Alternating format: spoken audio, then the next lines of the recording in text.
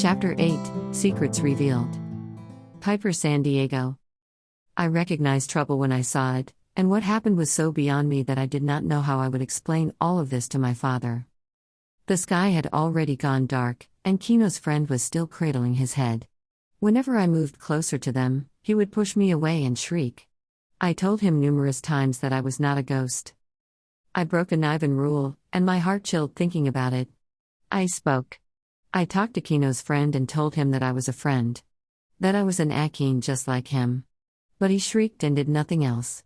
He was making so much noise that I could not figure out why Kino had yet to stir since he passed out. Well, being friends with this boy all these moon turns could have made him deaf already if his friend shrieked like that every day. It was foolish of me to go to Kino's school today, but I couldn't help myself because there was no formal schooling in Niven. Only the elders taught us what we needed to know, so I was left craving for any morsel of knowledge I could learn. All we ever knew about our power was that we could turn invisible, but there was no one to teach us how to harness it properly. My father had always told me that it's better this way, that we only used our power to hide. But I believe there could be so much more to our power if only we honed it. Oh, Father, please forgive me. I kept chanting in my head. Kino's friend was going to bring a lot of trouble. Maybe it was not yet too late for me to scare him into really thinking I was a ghost. But after all the talking that I did, why would he still believe me? Well, I guessed it was not a far cry. After all, he still pushed me away. I'm sorry, what's your name again? I asked for the 100th time. What are you? He shouted. A girl. Can't you see that? I shouted back. I know you're a girl, but, are you a ghost? He asked, his chin trembling. You are so frustrating, I said, unable to suppress my thoughts anymore. Kino's friend regarded me with such hostility in his eyes, and he clutched Kino's head tighter. Then he whispered to him, I'm sorry, Kino. I meant to hit her, not you. If you don't stop fretting, I'll eat you. Don't come any closer. He shouted. A dog came and inched towards them. Kino's friend looked relieved and pulled the dog closer to him. Go, Brew, bite her. She's the enemy, he said, pointing a finger at me. I wanted to shout again. His nonsense and bickering only made everything fuzzier. I could not think straight. If I were not back in Niven in an hour, my father would have my hide. I would never set foot outside of Niven again. The dog moved towards me and sniffed at me, then it walked in circles before sitting near my feet. See? Your dog's not even afraid of me. I'm not the enemy. I'm not a ghost, I said in utter desperation. If I had known that this was how it was going to end, I would not have meddled in their fight earlier with those two bullies. I was short for my age and well, there were bullies everywhere. Back in the village, younger Nivens made fun of me too, but I was always smart enough to get back at them. That was why I could not stand to see Kino being bullied. I knew how miserable it felt. Earlier, I was thinking of a way as to how I could help Kino, but when his friend opened his mouth and said distantekas, and then he mentioned something about moving things using his mind, it was brilliant. That was the only way I could help. If I were to lift something in the air, since no one could see me, I could get the bullies to believe that Kino had power. It was fun while it lasted. I never thought that Kino would jump right at me. I should have foreseen it since he's been tailing me for the rest of the afternoon, but still, it never crossed my mind that he would do it. Now, here we were, gathered like a sad bunch. Kino remained unstirred, and his friend was testing my patience. I knew what I would do. I made myself invisible and saw Kino's friend's face grow even more scared. He clutched Kino's head tighter towards him. I moved closer to them, and then, taking Kino's head in my hands, I prepared to wrestle against this other boy, but surprisingly I did not have to because as soon as he felt my hands taking Kino's head, he immediately dropped him like a hot bokbok and backed away without hesitation. Soon, he was running away from Kino and the dog, Brew, immediately followed him. Oh no. If he were to run away, he might tell other Akeans about what he discovered about me. I could not let him go. Not until I have come up with a solid solution to all this mess that I got myself into. Ghosts are lurking around, I yelled after him. It worked. Kino's friend stopped, and the dog did too. Obedient dog. Come back here, and I promise not to harm you or your friend. Then I added teasingly, a ghost promise is never broken. But instead of staying put, he ran away again, and I had to shout louder this time, I'm kidding. Please come back already. I won't harm you or Kino. Kino's friend stopped on his tracks and turned around. He walked towards me cautiously, taking his time. When he was just an arm's length away, he eyed me up and down. You know his name? He asked. Yes. I saw an advantage. I told you, I'm a friend. His friend. If you were a friend, then why did you wrestle him? That was a difficult one to answer. I did not see the question coming, but Kino started stirring, so I did not have to answer. Soon enough, Kino opened his eyes. Kino's friend immediately crouched beside me. Kino. I'm sorry I hit you. I didn't mean to, I swear. He said nervously. Kino squinted and touched his head. He backed away from me and looked at his hand. There was blood on it, but it had all dried up. He grimaced in pain. That was one hard blow, Mayo, he said, but his eyes were trained on me. He moved his face closer to mine as though I had aroused his curiosity. He has such cute green eyes, and in the darkness, they glimmered, like mine. Hi, Pyper, he said and grinned.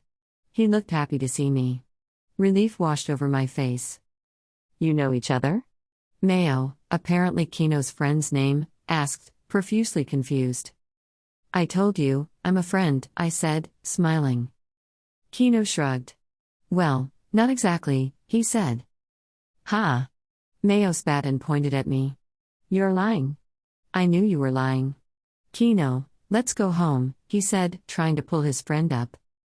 Oh, for the love of the gods. This child was hopeless. I guess I have to thank you, Kino said to me.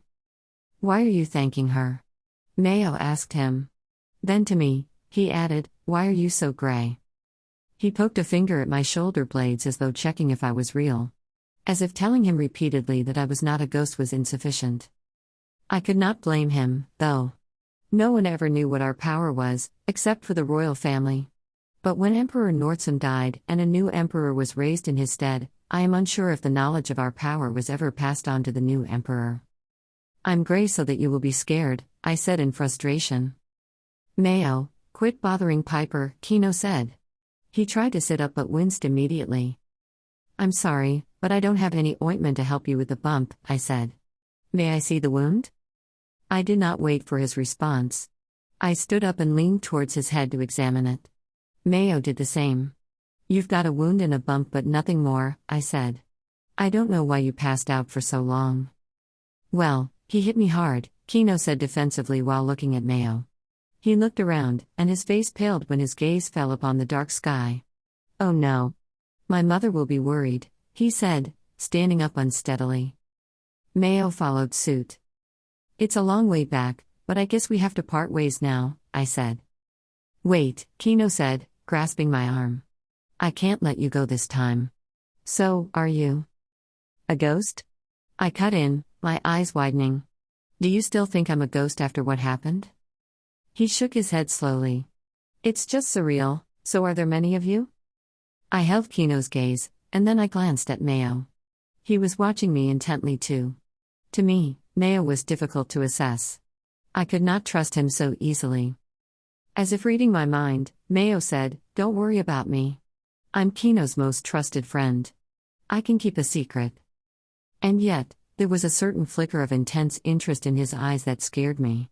Maybe he would not spill our secret willingly, but I was unsure how he would fare if forced to. I saw how he reacted earlier with the bullies, that he could be taunted to tell.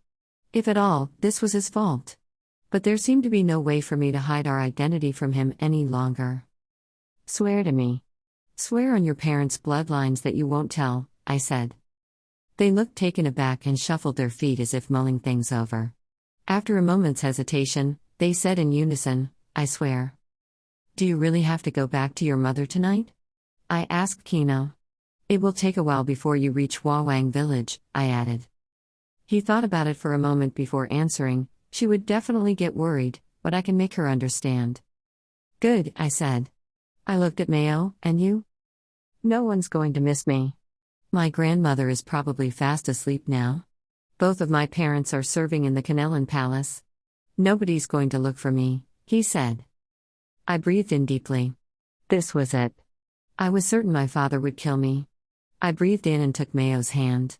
He recoiled at my touch. Keep holding my hand, I said, irritated by his movement.